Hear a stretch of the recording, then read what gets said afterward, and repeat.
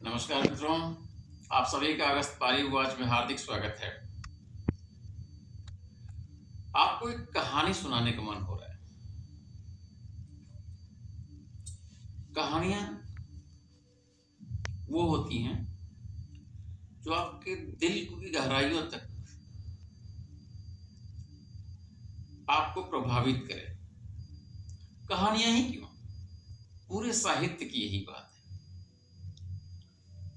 कविता हो, लेख हो, निबंध हो, कहानी हो, कुछ भी कभी कभी आपके दिल के उस तार को झंकृत कर देती है जिससे आप कभी वाह कर उठते हैं, कभी आह कर उठते हैं, कभी आप ठठा के हंस रहे होते हैं अकेले में होने के बाद भी, नितांत अकेले होने के बाद भी, और कभी आप कहानी पढ़ते पढ़ते, कविता पढ़ते पढ़ते, कोई निबंध पढ़ते पढ़ते, कोई आलेख पढ़ते पढ़ते आंसू बहाने लगते हैं और आपको पता नहीं लगता है। इसी तरह की एक कहानी है। हमारे एक मित्र हैं रिवेश प्रताप सिंह जी, पेशे से शिक्षक हैं, और एक बहुत शानदार सी कहानी मैंने पढ़ी और आप सब तक पहुंचाने का मेरा मन हो गया, इसलिए मैं आप सबको आज उनकी एक कहानी सुना रहा हूं। रिवेश भाई की माचिस की आखिरी तीली। रात के 11:30 बजे तक कॉलोनी के 4-5 घरों को छोड़कर लगभग पूरी तरह सन्नाटा हो जाता था। कॉलोनी में कुछ ही घर और उनके कुछ ही कमरे थे जिसमें देर तक लाइट जलती थी। कमरों में जलती हुई लाइट से लोग यह अंदाज कर लेते कि किन घरों में विद्यार्थी परीक्षा की तैयारी कर रहे हैं। उस वक्त मैं बीएससी सेकेंड ईयर में था। कॉलोनी में मैं एक किराएदार था और वहां मेरा भी एक कमरा किराए पर था। कल केमिस्ट्री का पेपर। शुरू से ही केमिस्ट्री डराती रही है। सब समझने और रटने के बाद भी डर जाता नहीं था। जैसे कोई कहे विषहीन सर्प काटने से विष नहीं चढ़ता, लेकिन मन से भय कभी जाता नहीं। अचानक बिजली गुल। खैर, बिजली आना जाना कोई बड़ी बात नहीं थी, यह तो रोज का ड्रामा था। लेकिन बात यह थी कि खाना बनाते वक्त आज दिया सलाई के डिब्बे में सिर्फ एक दिया सलाई की तीली बची थी। उसी वक्त सोचा कि नुक्कड़ से लेता हूं, लेकिन परीक्षा का भय भी ना बिल्कुल दिमाग अव्यवस्थित कर देता है। मोमबत्ती भी 4 हैं, लेकिन माचिस में तीली एक। समझ में नहीं आ रहा कि क्या करूं। जला दूं? अगर जलाते ही तीली बुझ गई तब क्या करूंगा? बिजली कम से कम 2 घंटे बाद ही लौटेगी, और लौटे भी इसका भी क्या भरोसा। वैसे मौसम भी बरसात का नहीं था। ऐसा नहीं कि नमी की वजह से तीली न सुलगे, लेकिन भरोसा भी क्या, रगड़ते ही बारूद की मुंडी टूट जाए और सिर्फ लकड़ी हाथ में रह जाए।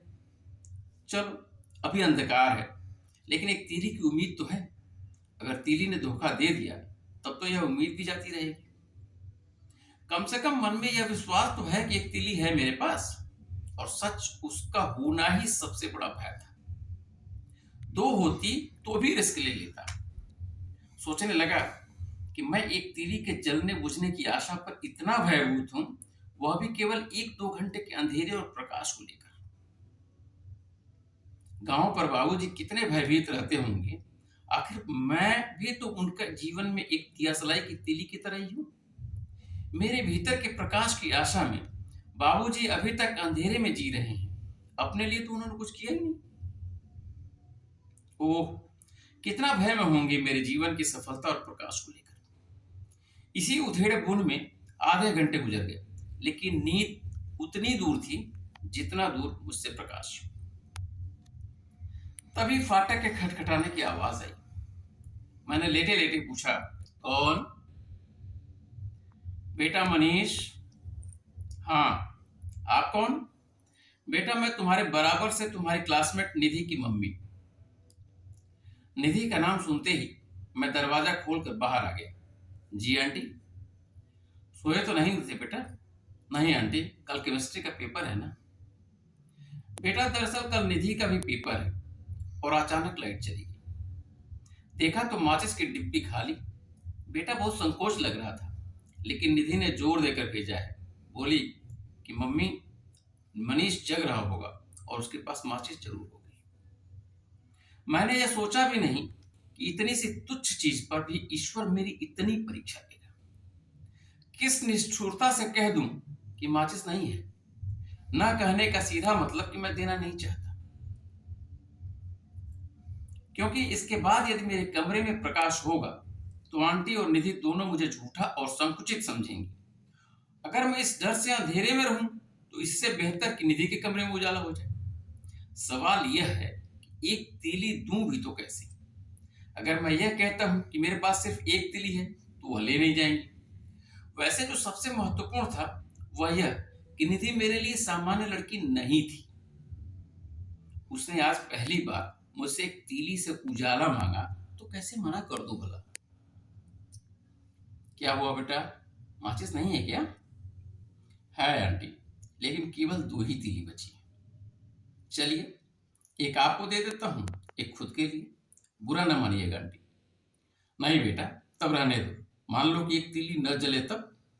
अरे जलेगी कैसे नहीं आंटी, वैसे इतनी गर्मी है कि हाथ से तीली न छोड़िए तो हाथ जल जाता है। आप एक तीली ले जाइए और सावधानी से जला दीजिए। मैं तो इस बात पर शर्मिंदा हूं कि आंटी मेरे घर पहली बार कुछ मांगने भी आई और मैं कितना लाचार हूं। नहीं बेटा, मुझे जरूरत भी तो केवल मोमबत्ती जलाने की है, उसके बाद तो जलाते रहेंगे उसी को। आंटी, एक तीली देते वक्त मुझे इतनी आत्मग्लानि थी, लेकिन मैं कर भी कह सकता था। 5 मिनट के भीतर निधि के कमरे में मध्यम प्रकाश दिखने लगा और मैं अंधेरे की दुनिया में सैर करता। कभी केमिस्ट्री से डरता, कभी निधि के विषय में सोचता, और इन्हीं सब ख्यालातों में कब नींद में चला गया मुझे खबर भी न लगी। रात में 2-3 घंटे मोमबत्ती के प्रकाश में और पढ़ लेता तो केमिस्ट्री के पेपर ऐसा ही होता या इससे कुछ अच्छा बुरा, यह बात मेरे समझ के बाहर थी। तभी पीछे से एक पतली सी आवाज ने मुझे चौंका दिया। मनीष। पीछे निधि थी। उसने कहा, शुक्रिया मनीष, कल आपने माचिस दिया, नहीं तो क्वेश्चन रिवीजन न कर पाने से पेपर बिल्कुल खराब हो जाता। सच कहूं तो मैं निधि का आभार बिल्कुल भी भारी लग रहा था। भले ही उस एक तीली से घंटों रोशनी हुई हो, लेकिन देने और पाने से वह 1 पैसे की तीली ही तो थी। कुछ भी था, लेकिन धन्यवाद का वजन तीली से अधिक था। फिर भी मैं मुस्कुरा कर रह गया। भले उस वक्त मैं अपना खुद का चेहरा ना देख पाया, लेकिन अवश्य ही उसमें थोड़ी सी शर्मिंदगी भी छुपी रही होगी।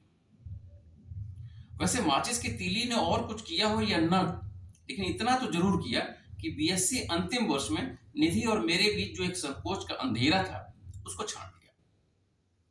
निधि अब एक अच्छी दोस्त बन चुकी थी। हो सकता है कि मैं अब कुछ अधिक उम्मीद करने लगा था, लेकिन उनकी नजर में मैं एक दोस्ती था। अधिकांश शाम वाली चाय और कुछ फिजिक्स केमिस्ट्री पर चर्चा आम हो गई थी। आंटी जब कभी रात के भोजन के लिए बोलती तो मैं साफ मना करता, लेकिन निधि के कहने या उसके कहने के अंदाज से मना नहीं कर पाता। निधि से बात करना न जाने क्यों मुझे अच्छा लगता था, भले बातें केवल पढ़ाई के इर्द गिर्द घूमती रहती थी। बीएससी के बाद एमएससी फिजिक्स में जब एडमिशन हुआ तो उसी वर्ष मुझे इलाहाबाद जाना पड़ा। पुराना शहर छोड़ना उतना कठिन नहीं था जितना उस एक दियासलाई वाले ताल्लुकात से हटना और दूर जाना। लेकिन यह सब एक भावावेशी था, लेकिन पढ़ाई उससे कहीं बहुत ज्यादा जरूरी। शहर छोड़ते वक्त अंतिम बार गया निधि के घर, लेकिन उस वक्त भी वो उतनी ही खुश जितनी रोज। मेरे कैरियर के संभावनाओं को पूछती, इलाहाबाद यूनिवर्सिटी के कैंपस, वहां के माहौल को पूछती। बात के दौरान मुझे एक बार भी नहीं लगा कि मेरा जाना उसके लिए कहीं भी कुछ रिक्त कर रहा है। मैं उसके मम्मी पापा को चरण स्पर्श करके पुनः अपने कमरे पर आ गया। मैं जरूर थोड़ा व्यथित था, दरअसल निधि से कुछ और अपेक्षा रख कर गया था। खैर, कमरे के सभी सामान पहले ही पैक थे। अब मेरा बस कमरे से निकलना और कमरे को बस माचिस के खाली डिब्बी की तरह छोड़ना था। मैं अपना सामान निकालने के लिए मुड़ा कि देखा मेरे पीछे निधि। मैंने चौंक कर देखा और कुछ पूछता, तभी निधि ने भरे गले से कहा, बस इतना ही कहा, अपना ख्याल रखना मनीष, और रोते हुए मेरे कमरे से बाहर चली। अभी मैं कुछ बोलता, रोकता, कहता, वह दूर निकल चुकी थी। मैं फिर उसी जगह लौट आया जहां सिर्फ एक तीली हो और उसके जलाने से बेहतर अपने पास रखना बेहतर समझा। इलाहाबाद की एक नई जगह और नई जिम्मेदारियों में मैं भूला तो कुछ भी नहीं, लेकिन इतना जरूर था कि यहाँ वहां के बीच एक बेहतरीन स्मृतियों का सुखद एहसास था और कुछ पाने की न तो चाहत थी और न कुछ गंवाने की। परास्नातक अंतिम वर्ष था। फरवरी की हल्की सी ठंड और तेज धूप में हॉस्टल के कमरे से बाहर धूप सेक रहा था। तभी डाकिये ने आवाज दी, मनीष बाबू। मैंने उसको देखा और उसने मुझे एक लिफाफा थमा दिया। यह लिफाफा प्रतियोगी परीक्षाओं के लिफाफे से बहुत भारी और आकर्षक भी था, लेकिन केवल उसका बाहरी भाग, अंदर का भाग मेरे लिए उतना सुखद नहीं था। इसलिए नहीं कि उसमें निधि की विवाह की खबर छपी थी, या इसलिए भी नहीं कि उसमें मेरा नाम नहीं था, बल्कि सिर्फ इसलिए कि मेरे दिल में एक गलतफहमी बची थी कि निधि के हृदय में कुछ मेरा भी जलता है, भले एक माचिस की तीली की जितना ही क्यों न हो। विवाह के दिन मैं शाम तक पहुंचा। नाश्ते पानी के बाद आंटी ने मुझे बुलाया और कहा, बेटा मनीष, निधि तुमसे मिलना चाहती है। यह संयोग था या निधि की योजना, लेकिन निधि से मेरी एक एकांत मुलाकात थी। निधि विवाह के जोड़े में बहुत सुंदर लग रही थी। कैसी लग रही हो मनीष? निधि ने चहकते हुए पूछा। मैं चौंका। बिल्कुल पहचान में नहीं आ रही। बैठो मनीष, और पढ़ाई कैसी चल रही? बढ़िया, मैंने संक्षिप्त सा उत्तर दिया। मनीष, मैं तुमको बहुत याद करती हूँ। हालांकि मैं नहीं कह पाया कि मैं भी। तब तक निधि ने मुझे एक छोटा सा पैकेट निकालकर मेरी जेब में रख दिया और कहा, इसे यहां से जाने के बाद खोलना। पूरे विवाह कार्यक्रम में मैं वैसा ही खुश दिख रहा था जैसे सब, लेकिन अंदर ही अंदर कुछ टूट रहा था। टूटने की आवाज बाहर तक न जाए इसका ध्यान था, लेकिन निधि से छुपाना मुश्किल था। निधि की विदाई के पहले मेरा ट्रेन में रिजर्वेशन था, इसलिए विदाई से पहले ही मैं निकल गया। उस वक्त निधि से मिलना कठिन था और नहीं मेरी इच्छा थी। ट्रेन में अपनी सीट पर बैठते ही जो सबसे जरूरी था वो था निधि का दिया हुआ लिफाफा खोलना।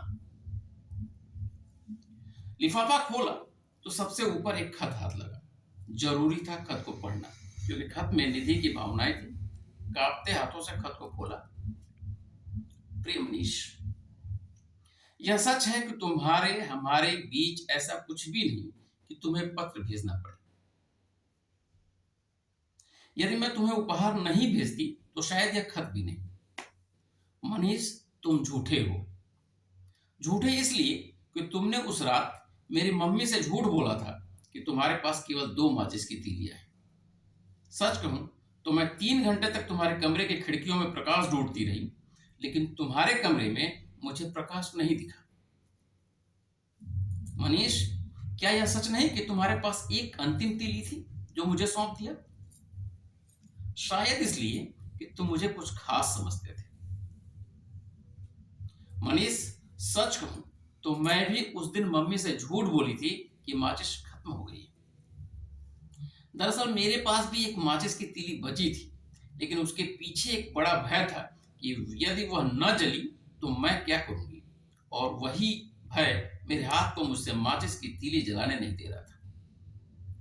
मैंने माचिस सिर्फ एक विकल्प के रूप में मंगाई थी, लेकिन मुझे क्या पता था कि तुम्हारे पास भी सिर्फ एक ही तीली है जो तुम मुझे सौंप दोगे। मनीष, उस रात में स्वार्थी निकली। तुमने मुझे अपने हिस्से का उजाला मुझे दे दिया, और मुझे उस उजाले ने एक ऐसा दीपक दिया जो मेरे भीतर अब तक जल रहा है। सच, तुम मेरे भीतर दीपक की तरह जलते हो मनीष। मनीष, मुझे मालूम है कि तुम अपने घर के इकलौते दीपक हो, और तुम्हारा पूरा परिवार को उस प्रकाश के लिए आंखें लगाए जग रहा है। आज मेरे प्रेम से भी अधिक जरूरी तुम्हारा भविष्य है। मैं बिल्कुल भी नहीं चाहती थी कि मेरी वजह से तुम्हारे भविष्य पर कोई छाया पड़े। तुम्हारी सफलता ही मेरे प्रेम की मंजिल है मनीष। मनीष, मैंने जो तुम्हें माचिस की डिब्बी वापस की है, उसमें एक तीली बची है।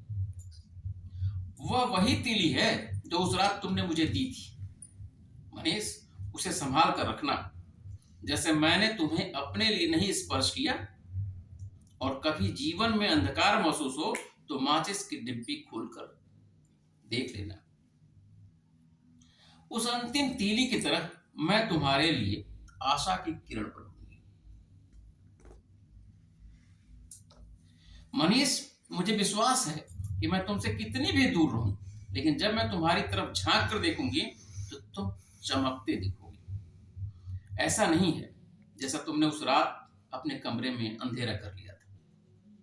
मनीष, मेरे प्रेम की दीपक को दीपक की तरह अपने सामने जलाकर रखना। तुम्हारी निधि। बहुत अच्छा, बहुत अच्छा कहानी।